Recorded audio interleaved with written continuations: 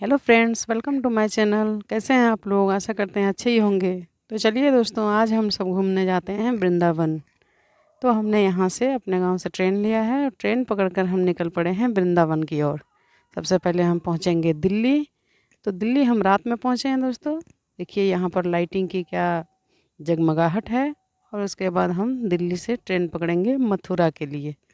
तो हमने यहाँ से एक ट्रेन लिया मथुरा के लिए, कर्नाटक एक्सप्रेस। उसके बाद हम पहुंच चुके हैं मथुरा। मथुरा हम पहुंचे लगभग 11 बजे दोस्तों। तो वहाँ पर हम लोगों ने ऑटो पकड़कर वृंदावन निकल गए। वृंदावन जाने के बाद हमने वहाँ एक रूम बुक किया। रूम में हम लोग रेस्ट लिए और फिर सुबह 6 बजे हम सब नहा धोकर निकल पड़े। सबसे पहले हम निकले बांके बिहारी जी के मंदिर के लिए, क्योंकि वहाँ पर आप अगर वृंदावन जाओ ना दोस्तों, तो सबसे पहले आप बांके बिहारी जी के मंदिर के दर्शन करना। वहाँ श्री कृष्ण की इतनी सुंदर प्रतिमा है, आप उनको देखकर मनमोहित हो जाओगे। उसके बाद वहाँ पर इतनी भीड़ थी दोस्तों कि भीड़ में आप एक पैर रखने की भी जगह नहीं मिल रही थी। फिर भी हम लोगों ने गेट नंबर 3 से बांके बिहारी जी के मंदिर में प्रवेश किया, प्रसाद चढ़ाए, भगवान के दर्शन किए और फिर हम लोग वहाँ से, मेरे साथ में मेरे पति और मेरी एक भांजी और एक बेटी थी, हम 4 लोग थे। हम वहाँ से दर्शन करके बहुत ही मशक्क़त करने के बाद हम भगवान को प्रसाद चढ़ा पाए। चढ़ा क्या पाए, चढ़वाए पंडित जी से। उसके बाद हम लोग वहाँ से निकल गए श्री राधा वल्लभ मंदिर। राधा वल्लभ मंदिर में भी काफ़ी भीड़ थी, लेकिन बांके बिहारी जी के मंदिर से थोड़ी सी कम।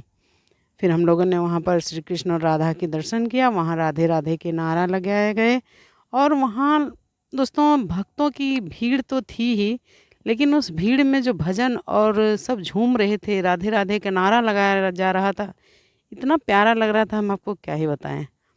वहाँ से तो निकलने का मन ही नहीं कर रहा था, लेकिन हम लोगों को और आगे भी दर्शन करना था, क्योंकि वहाँ जो है ना दोस्तों, तो 1 बजे तक सारे मंदिर बंद हो जाते हैं, बंद हो जाती है, इसलिए हमें सारे मंदिरों का जल्दी जल्दी दर्शन करना था। उसके बाद हम पहुँचे श्री राधा रमन जी के मंदिर में। यहाँ भी राधे कृष्ण की सुंदर प्रतिमा लगी हुई थी।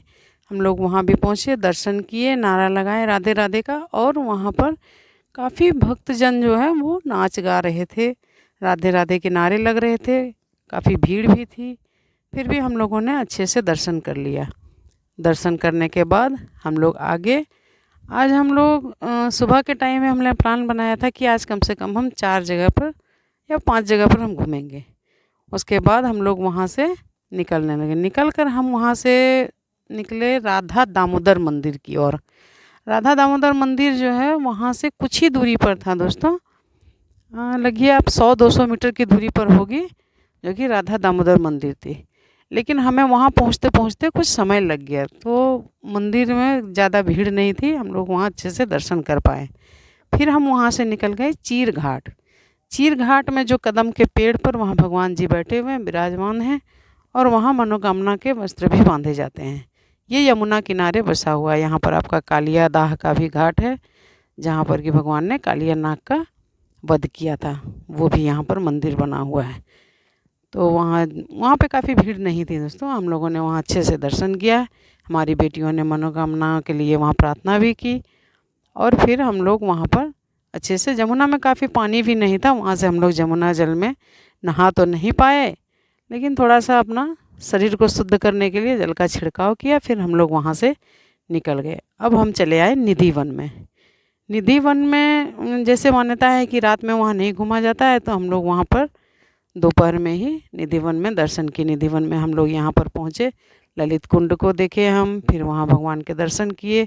फिर बांसुरी चोरी जो है राधा जी ने करके और छुपी थी, वो मंदिर भी हम देखे। और वहाँ से हम लोग पूरा निधि वन का दर्शन हम लोग करने में लगभग हमें 1 घंटे का समय लग गया। यहाँ हमने सब जगह का दर्शन अच्छे से किया। यहाँ भी काफ़ी भीड़ थी, लेकिन फिर भी दर्शन अच्छे से हो गई दोस्तों। दर्शन में कहीं कोई दिक्कत नहीं हुई। यहाँ पर मान्यता है कि राधा जी गोटियाँ खेला करती थी, तो हमारे बच्चियों ने भी कुछ गोटियों के साथ यहाँ पर हलचल की, और ये हम लोग आगे बढ़ रहे हैं।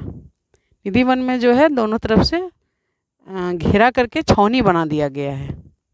यहाँ देखिए बच्चियाँ गोटियों के साथ कुछ खेल रही है। तो अच्छा माहौल है यहाँ का। आपको अगर समय मिले कभी तो ज़रूर जाइए वृंदावन दर्शन करने के लिए। बहुत ही मनमोहक